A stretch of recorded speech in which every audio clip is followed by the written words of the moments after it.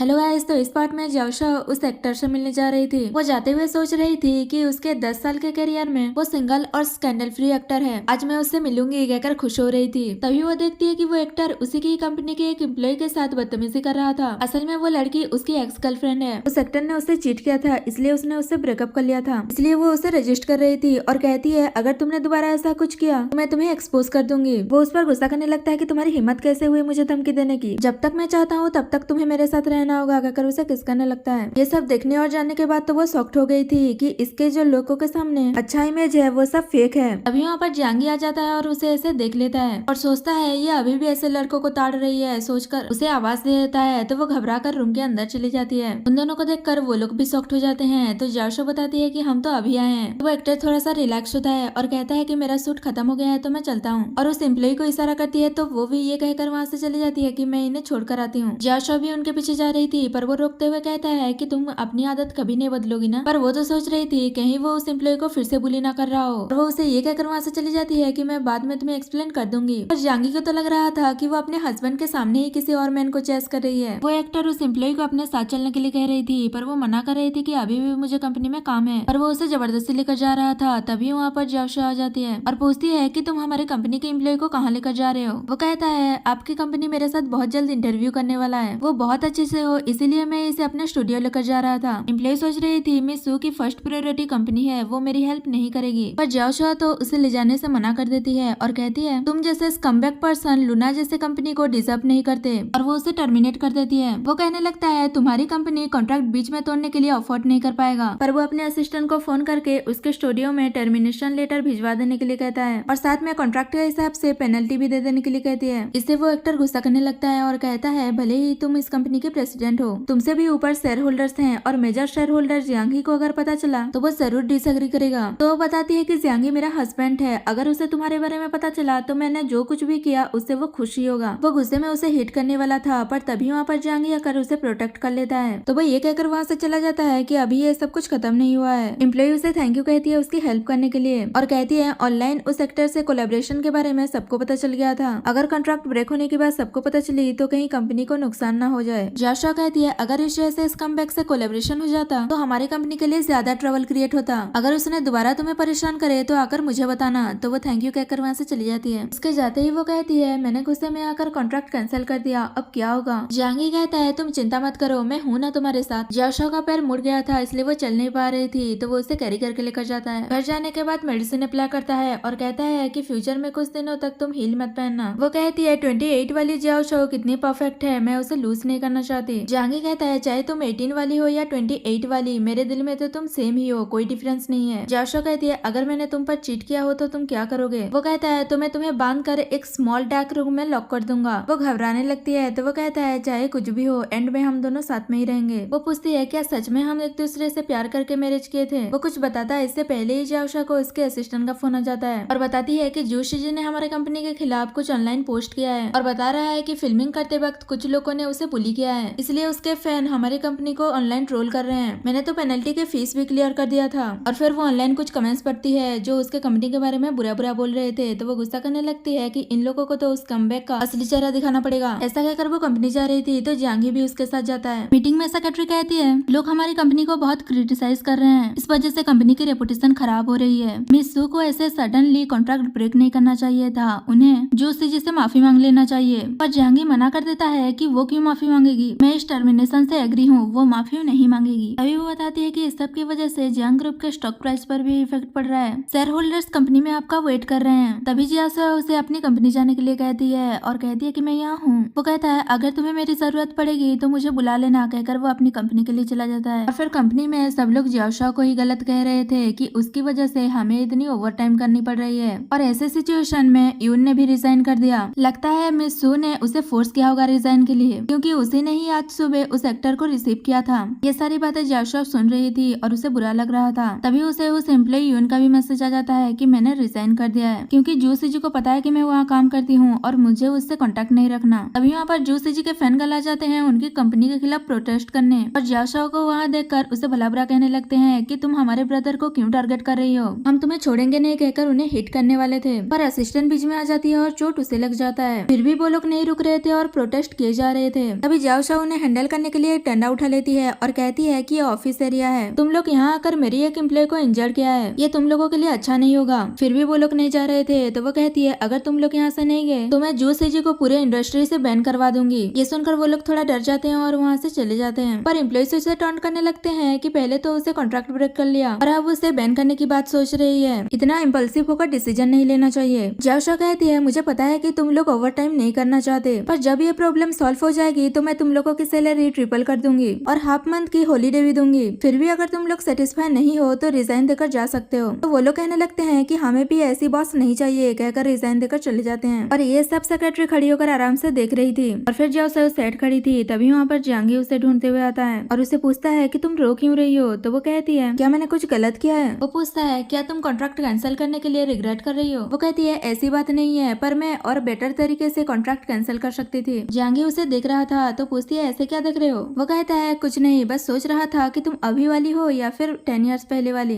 उसने हिल पहना था तो वो केयर करने लगता है और कहता है कि चलो अभी हम घर चलते हैं, कल मैं तुम्हें इस प्रॉब्लम को सॉल्व करने में हेल्प करूंगा। ये देखकर वो पास्ट की बातें याद करती है कि पहले भी वो उसकी केयर करता था पर साथ में उसे टीज भी करता था, इसलिए उसे लगता था कि वो उसके अगेंस्ट जा रहा है और उसके कंसर्न को इग्नोर करती थी। और फिर वो उसे पिगी बैग कैरी करके लेकर जाता है। तभी जाओशा को एक प्लान का आइडिया आता है पर वो उसे नहीं बताती और कहती है कि कल ही बताऊंगी। नेक्स्ट टाइम मीटिंग में सेक्रेटरी बता रही थी कि बहुत सारे एम्प्लॉइज रिजाइन देकर जा चुके हैं, जिस वजह से स्टाफ की कमी हो गई है और हमारा काम भी नहीं हो पा रहा है। जाओशा कहती है आज मैंने सभी को बुलाया है, मेरे पास एक न्यू आइडिया है इस प्रॉब्लम को सॉल्व करने के लिए, और बताती है कि हम एक इवेंट करेंगे और उस बारे में सबको अच्छे से एक्सप्लेन करती है। तो एक एम्प्लॉय कहती है हमारे पास इतने स्टाफ ही नहीं है इस काम को करने के लिए। वो कहती है हम इसकी ऑनलाइन प्रमोशन करेंगे जिसके लिए ज्यादा लोगों की जरूरत नहीं पड़ेगी, पर वो बताते हैं कि हम जितने भी हैं उसमें से ऑनलाइन मार्केटिंग में कोई भी अच्छा नहीं है, वो तो यूनी थी जो ये सब कुछ संभालती थी। तभी सेक्रेटरी कहती है हम ये सब कुछ करके बस टाइम वेस्ट कर रहे हैं, हमारी प्रॉब्लम कॉन्ट्रैक्ट टर्मिनेशन को लेकर है, इस सब से वो सॉल्व नहीं होगा। पर जांगी उसका सपोर्ट करते हुए कहता है कि हमें इस न्यू प्लान में काम करना चाहिए, ये सब करने से लोग थोड़ा डिस्ट्रैक्ट होंगे और उन्होंने जो हमारे खिलाफ ओपिनियन बनाया है उसमें भी थोड़ा बहुत इफेक्ट पड़ेगा। सेक्रेटरी कहती है जिसने कॉन्ट्रैक्ट कैंसिल करके इतनी बड़ी मिस्टेक की है हम उस पर कैसे बिलीव कर सकते हैं कि वो कंपनी को अच्छे से संभालेगी। एम्प्लॉइज भी उसका सपोर्ट करने लगते हैं कि हाँ हम कैसे बिलीव कर लें। तभी वहाँ पर यून आती है और कहती है कि मैं बिलीव करती हूँ। उसे देखकर एम्प्लॉइज शॉक्ड हो जाते हैं कि ये वापस कैसे आ गई, हो सकता है कि अब ऑनलाइन मार्केटिंग में यून की जरूरत पड़ी तो मिस सू ने उसे ट्रेडन करके वापस कंपनी में ले आएंगे। ये कितनी बुरी है जो बस लोगों का यूज करना जानती है। तभी यून सबको सच बता देती है कि मेरी ही वजह से मिस सू ने जूस जी से कॉन्ट्रैक्ट कैंसिल किया था, असल में वो मेरा एक्स बॉयफ्रेंड है, वो बस फैंस को डिसीव करता है और उनके सामने खुद को सिंगल प्रिटेंड करता है। जब हम रिलेशनशिप में थे तो उसने मुझे बहुत बार चीट किया है, इसलिए मैंने उसे ब्रेकअप कर लिया, पर फिर भी वो मुझे हैरेस करता था और डोमेस्टिक वायलेंस करता था। मिस सू को इस बारे में पता चल गया था, इसलिए उन्होंने उससे कॉन्ट्रैक्ट कैंसिल कर लिया। अब सब लोग उन्हें गलत मत समझिए, अगर आप किसी को ब्लेम करना चाहते हैं तो वो मैं हूँ। सब लोग ये जानने के बाद तो और भी ज्यादा शॉक्ड हो जाते हैं कि वो इतना बड़ा स्कमबैग है। अच्छा हुआ कि उससे कॉन्ट्रैक्ट कैंसिल हो गया, वरना आगे जाकर हमारी कंपनी के लिए ही प्रॉब्लम होता। और फिर यून के साथ साथ सारे एम्प्लॉइज याओशाओ के न्यू प्लान में काम करने के लिए रेडी हो जाते हैं और उसे सपोर्ट करने के लिए। तभी वहाँ पर मुचिंग भी आ जाता है उसके सपोर्ट में। तो एम्प्लॉइज कहने लगते हैं अब तो हम पक्का सक्सेस होंगे, क्योंकि वो बहुत अच्छे से स्क्रिप्ट लिखता है तो प्रमोशन की भी स्क्रिप्ट अच्छे से लिखेगा। पर जांगी को उसे वहाँ देखकर अच्छा नहीं लग रहा था और याओशाओ ये सब समझ रही थी। फिर सब लोग मिलकर बहुत मेहनत से अपना अपना काम करते हैं। उन्हें काम करते हुए बहुत लेट हो जाता है तो याओशाओ बाकी एम्प्लॉइज को जाने के लिए कहती है। लास्ट में मुचिंग और वो दोनों ही बचे थे तो वो कहता है कि बहुत लेट हो गया है तो क्यों ना मैं तुम्हें घर ड्रॉप कर दूं, लॉन्ग टाइम हो गया हमें साथ में टाइम ही नहीं मिल पाया है। पर वो सोच रही थी कि मेरा इससे क्या रिलेशनशिप है, मैं आज इससे पूछ ही लेती हूँ, कहकर वो पूछने ही वाली थी कि अभी वहाँ पर जांगी आ जाता है। वो जलिस था और उसे कहता है कि ये मेरी वाइफ है तो मैं इसे खुद घर लेकर जाऊंगा, कहकर उसे लेकर चला जाता है। घर आने के बाद भी वो थोड़ा बहुत गुस्सा था तो वो उसे बनाने की कोशिश करती है और फिर उसे पूछती है कि 28 इयर्स वाली याओशाओ कैसी थी, क्योंकि लोग चीटर कह रहे हैं और कंपनी के लोग कोल्ड और हार्टलेस कह रहे हैं, तो क्या मैं इतनी बुरी थी। वो कहता है अभी जो तुमने जूस जी के मैटर में किया 28 वाली होती तो वो भी यही करती, बस उसका हैंडल करने का डिफरेंट तरीका होता, क्योंकि उसे पता है कि खुद को कैसे प्रोटेक्ट करते हैं। तो वो कहती है इसका मतलब मैं बुरी इंसान नहीं हूँ। जांगी कहता है तुम हमेशा से एक काइंड पर्सन थी, तभी तो मैं तुम्हें इतना प्यार करता हूँ। तो वो सोचने लगती है क्या मैं भी बोल दूं कि मैं भी उसे प्यार करने लगी हूँ, पर वो नहीं बोल पाती और कहती है कि तुम भी बेड पर सो जाना, काउच पर कंफर्टेबल नहीं हो रहा होगा ना इसीलिए बोल रही थी, वैसे भी इतना बड़ा बेड है तो एडजस्ट हो जाएगा। वो कुछ नहीं बोल रहा था तो कहती है अगर तुम नहीं चाहते तो छोड़ो इस बात को, कहकर जा रही थी, पर वो तो उसे किस ही कर लेता है और उसे टीज करने लगता है कि चलो सोते हैं। पर याओशाओ कहने लगती है कि तुम मेरे बिना कंसर्न के किस नहीं कर सकते, कहकर वहाँ से चली जाती है। नेक्स्ट डे उन्हें पता चलता है कि उसका जो न्यू प्लान था वो ऑनलाइन में बहुत अच्छा कर रहा है और लोग उसमें अच्छा अच्छा कमेंट कर रहे हैं। ये देखकर तो वो खुश हो जाती है और जांगी को हक कर लेती है। ये देखकर इम्प्लेस कहते हैं इन लोगों को कंपनी में हमने ऐसे पहली बार देखा है, कितने स्वीट कपल लग रहे हैं। तो वो भी ऑकवर्ड होकर दूर हो जाती है। तभी वहाँ पर सेक्रेटरी आकर बताती है कि कुछ प्रॉब्लम हो गया है। जू सीजी ने एक न्यू पोस्ट डाला है जिसमें वो खुद को इनोसेंट दिखा रहा है। जिन लोगों को उसके सच्चाई के बारे में नहीं पता वो लोग फिर से हमें क्रिटिसाइज कर रहे हैं। हमने जो न्यू इवेंट के पोस्ट डाला था उसके कमेंट सेक्शन कर्स से भर गया है। असिस्टेंट गुस्सा करने लगती है कि वो ये सब कुछ जानबूझकर कर रहा है। सेक्रेटरी कहती है न्यू प्लान भी काम नहीं आया तो क्यों ना हम इवेंट को भी कैंसिल कर दें। पर जांगी कहता है कि ये सब कुछ याओशाओ संभाल लेगी, तो वो भी मान जाती है कि मैं हैंडल कर लूंगी। और फिर वो एक मीटिंग करती है जिसमें डिस्कस कर रही थी कि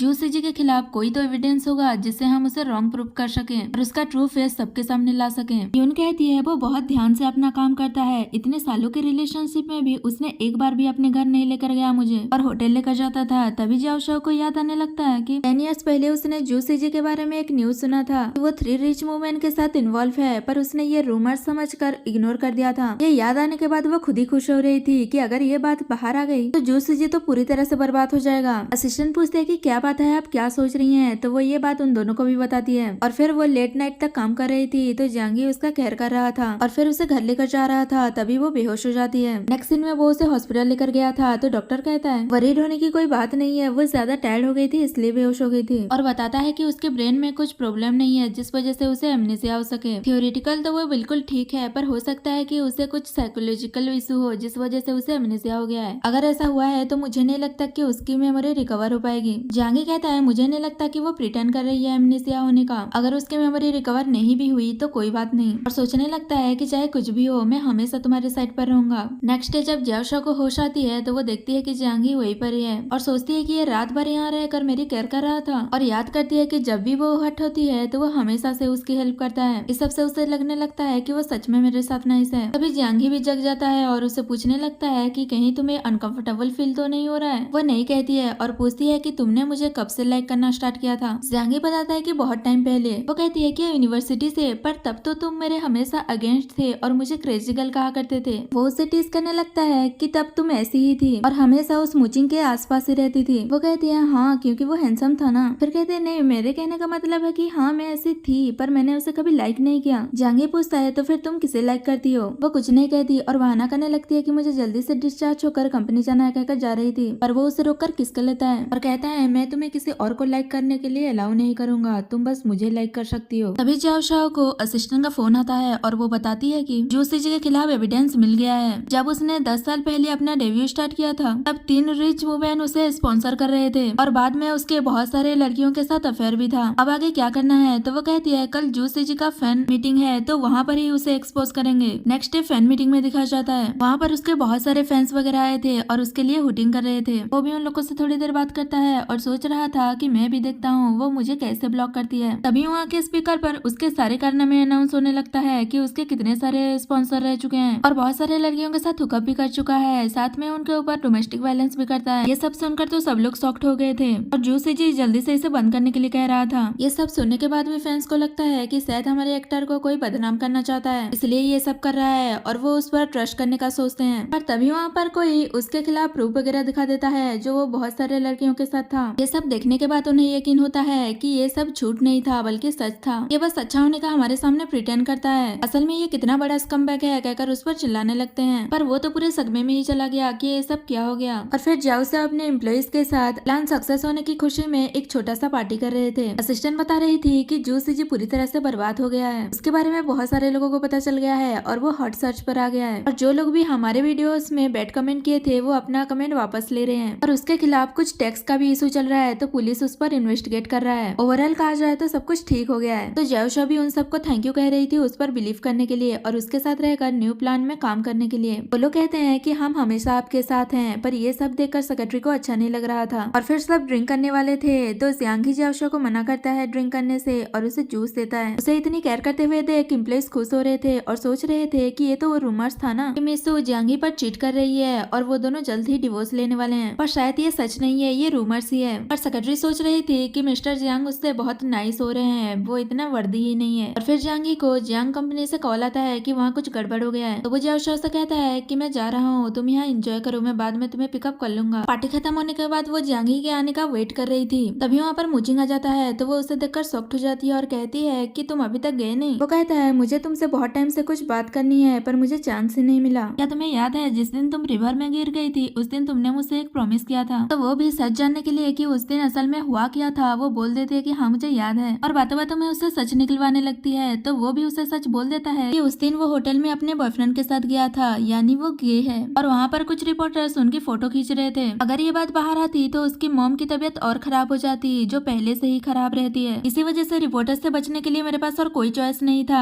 और मैंने तुम्हें धक्का दे दिया जिस वजह से तुम पानी में गिर गई। ये जानकर तो वो सॉफ्टी हो गई थी कि वो एक गे है, और फिर पूछती है अगर ऐसी ही बात है तो उस दिन जब मैं ड्रंक थी तो तुम मेरी हेल्प करने क्यों आ रहे थे। वो बताता है कि मैं तो बस तुम्हारी हेल्प करना चाहता था, मैं तुम्हें बाथरूम में ले जाकर आइस वाटर में सोक करवा देता ताकि तुम थोड़ा कूल डाउन हो जाओ, पर तुमने तो मुझे हिट कर दिया। ये सब जानकर वो थोड़ा खुश भी हो रही थी कि उसने किसी पर चीट नहीं किया, और वो मुचिंग के इतना क्लोज इसलिए थी क्योंकि सिर्फ उसे ही उसके सीक्रेट के बारे में पता है और किसी को नहीं। और कहती है तुम चिंता मत करो, मुझे उस दिन की प्रॉमिस याद है, मैं किसी को इस बारे में नहीं बताऊंगी और ना ही रिवर के बारे में। अभी वहाँ पर जांगी आ जाता है और उसकी ये सारी बातें सुन लेता है और उसे लगने लगता है कि उसने उसे झूठ बोला है अमनेसिया होने का, और कहता है तुमने इसलिए झूठ बोला ना क्योंकि तुम्हें मुचिंग से प्यार हो गया था। मुचिंग उसे क्लियर करना चाहता था पर वो उसे चुप करा देता है और जियाओशा से पूछता है कि ऐसी कौन सी बात है जो तुम मुझसे लाइफ टाइम छुपाने वाली थी, और उस पर गुस्सा करते हुए कि तुमने मुझसे झूठ बोला है वहाँ से जाने लगता है, और वो जियाओशा के लिए जो कुछ भी लेकर आया था वो फेंक देता है। वो उसे समझाने की कोशिश करती है कि तुम जैसा सोच रहे हो वैसा नहीं है, पर वो उसकी एक नहीं सुनता और कहता है मेरा तुमसे प्यार करना ही इनफ है और हमेशा तुम्हारे साइड रहा। तुम्हें याद है जिस दिन मैं मैरिज के लिए एग्री हुआ था उस दिन तुम कितनी ज्यादा खुश थी, मुझे लगा था कि तुम हमेशा मेरे साथ रहोगी। वो कहती है मैं झूठ नहीं बोल रही हूँ, मेरी सच में मेमोरी लॉस हुई है और अभी जो मैं मुचिंग से बात कर रही थी वो कुछ और बात थी जो अभी मैं तुम्हें नहीं बता सकती। तो वो कहता है शायद मैं कितना भी हार्ड वर्क कर लूँ पर मैं तुम्हारी लाइफ में वो पर्सन नहीं बन पाया जिसे तुम सबसे ज्यादा प्यार करती हो, कहकर वहाँ से चला जाता है। और फिर जियाओशा देखती है कि उसके लिए वो गिफ्ट सर फ्लावर लेकर आया था, असल में आज उनकी 5th वेडिंग एनिवर्सरी थी। जैसे ही ये बात उसे पता चलती है तो वो पहले की बातों को याद करके इमोशनल हो जाती है। उसे रोता हुआ जांगी भी दूर से देख रहा था और सोच रहा था क्या तुम सच में मेरे लिए रो रही हो। वो उसे गुस्सा तो था पर वो उसकी केयर भी कर रहा था और वो अपने बंदे को उसे घर ले जाने के लिए कहता है वरना उसे कोल्ड हो जाएगा। नेक्स्ट डे जियाओशा जांगी को मैसेज करने के बारे में सोच रही थी कि वो इवेंट पर आएगा कि नहीं आएगा, पर वो जो भी टाइप कर रही थी वो उसे रूड लग रहा था और वो उसे मैसेज भी नहीं करती और पागल हो रही थी कि ये मैसेज करना इतना डिफिकल्ट क्यों है। तभी वहाँ उसकी असिस्टेंट आती है इवेंट पार्टी के बारे में कुछ बताने के लिए, तो वो उसे बहाने से पूछ लेती है कि जांगी पार्टी में आएगा कि नहीं आएगा। वो कहती है कि वो तो अभी कंपनी में नहीं है और ना ही उन्होंने कुछ बताया है, क्या आप उनके टच में नहीं है। तो वो कहती है कि वो बिजी है ना इसीलिए, और उसे जल्दी से वहाँ से भेज देती है। ये सब कुछ सेक्रेटरी देख रही थी और वो पार्टी में कुछ करने का प्लान कर रही थी। नेक्स्ट सीन में इवेंट पार्टी का दिखा जाता है जहाँ सेक्रेटरी जूसीजी के एक फैन गर्ल को बुलाई थी जियाओशा को बर्बाद होते हुए देखने के लिए, और फिर असिस्टेंट जियाओशा को स्टेज पर भेजती है स्पीच देने के लिए। तो वो स्टेज पर जाकर अच्छे से स्पीच दे रही थी। तभी सेक्रेटरी सब लोगों से कहती है कि मैं आप लोगों को कुछ दिखाना चाहती हूँ, और वो स्क्रीन पर एक वीडियो चला देती है जिसमें मुचिंग और जियाओशा एक रूम में जा रहे थे साथ में। ये देखकर तो सब लोग शॉक्ड हो जाते हैं और उसे भला बुरा कहने लगते हैं कि तुम एक चीटर हो, तुमने यहाँ अपनी कंपनी के लिए न्यू बिजनेस पार्टनर ढूंढने के लिए पार्टी रखा है और तुम अपने हस्बैंड को ही चीट कर रही हो। ऐसे में कौन तुम्हारे साथ काम करना चाहेगा, और तुम जांगी पर कैसे चीट कर सकती हो। इस शहर के हर लड़की चाहती है कि जांगी उसका हस्बैंड हो और तुम्हें मिला है तो तुम उसे चेरिश नहीं कर पा रही हो। जियाओशा और मुचिंग कह रहे थे कि हम इनोसेंट है, ऐसा कुछ नहीं है, पर उनकी बात पर कोई बिलीव नहीं कर रहा था।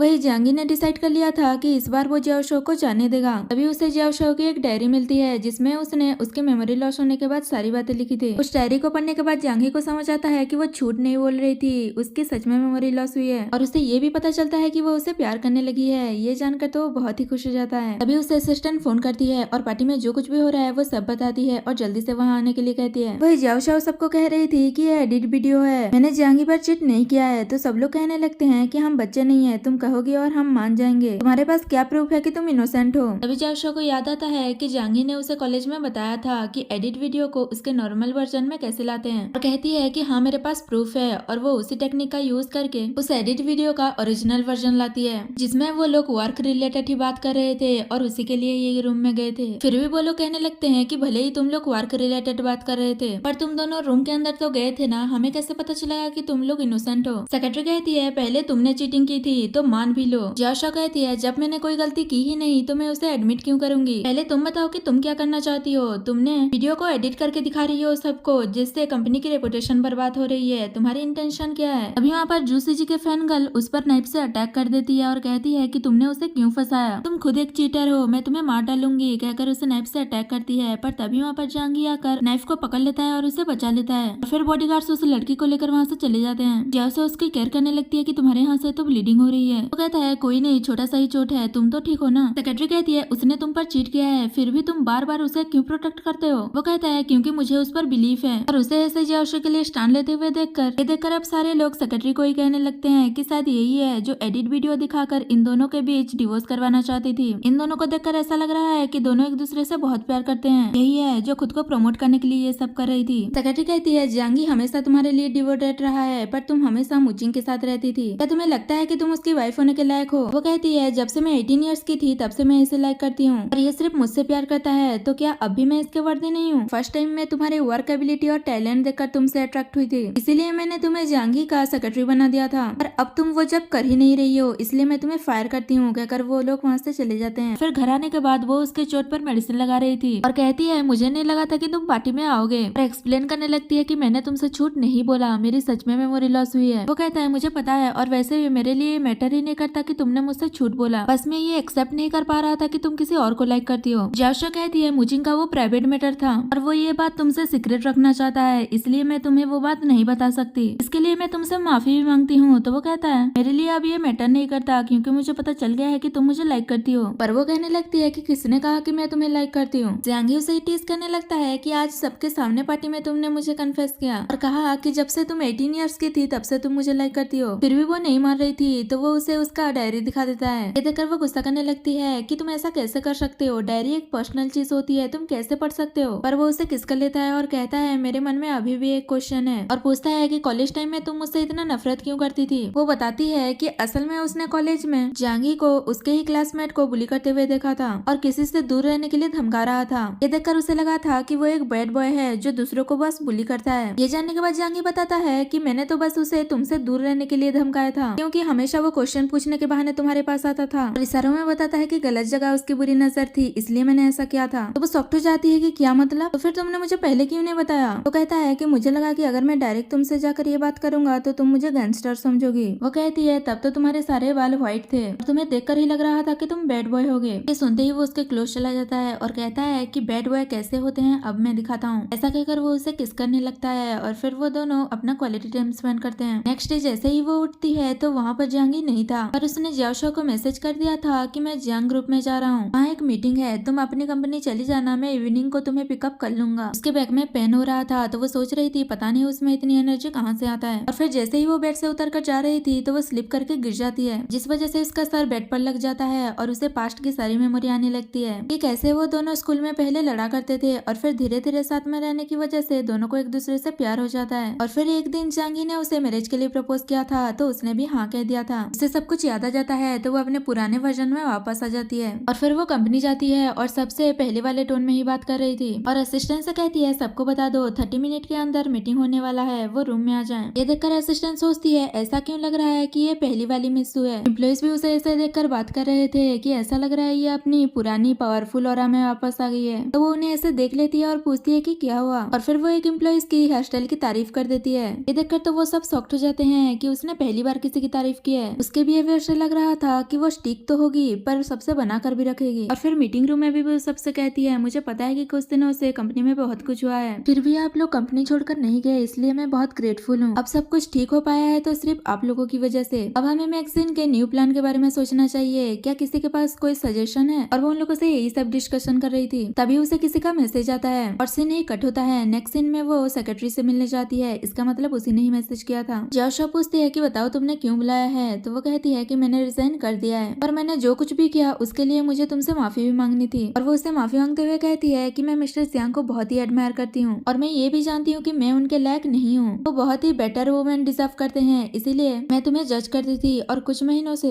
ये प्रूव करने में लग गई कि तुम मिस्टर जियांग के वर्दी नहीं हो। और मैं ये भूल गई थी कि दो लोगों के बीच में प्यार की भी जरूरत होती है। और वो उसे सॉरी कहती है तो जियाओ उसे माफ कर देती है और समझाती है कि पहले खुद से प्यार करना सीखो और खुद के बारे में सोचो। तो वो उसे फ्यूचर के लिए बेस्ट विशेष देकर चली जाती है। वही मुचिंग जियांगी को मिलने के लिए बुलाया था ताकि वो उसे क्लियर कर सके कि वो और जियाओ सिर्फ एक अच्छे फ्रेंड हैं। तो वो कहता है मुझे पता है, मुझे उस पर बिलीफ है, अगर और कुछ बताना है तो बताओ वरना मैं जा रहा हूँ। तो मुचिंग उसे सच बता देता है कि मुझे मैन पसंद है। ये जानकर तो वो शॉक्ड हो गया था तो कहता है ऐसा मत समझना कि मैं तुम्हें कन्फेस कर रहा हूँ, मेरा पहले से ही बॉयफ्रेंड है और मैं उसे उस दिन मिलने गया था, वो स्टार है ना, इसीलिए रिपोर्टर्स हमारे पीछे पड़ गए थे। इस सब को कवर अप करने के चक्कर में जाशो पानी में गिर गई थी। मेरी वजह से तुम लोगों के बीच मिसअंडरस्टैंडिंग हो रही थी, इसीलिए मैंने सच बता दिया। ये सब जानने के बाद वो और भी रिलैक्स हो जाता है कि अच्छा यही सब हुआ था उस दिन। मुचिंग उससे ये बात सीक्रेट रखने के लिए कहता है तो वो कहता है मुझे किसी के प्राइवेट मैटर में घुसना पसंद नहीं है, कहकर वहाँ से चला जाता है। और फिर जियाओ उसे मैसेज करके कॉलेज कैंपस में बुलाया था मिलने के लिए। वो दोनों वहाँ मिलते हैं और अपनी पुरानी मेमोरीज को याद कर रहे थे। और फिर जियाओ कहती है अगर मुझे सेकंड लाइफ में भी चांस मिली तो मैं तुमसे ही प्यार करूंगी। वो कहता है कि मैं भी, और फिर दोनों हक करते हैं और इसी हैप्पी एंडिंग के साथ हमारा ये ड्रामा खत्म हो जाता है।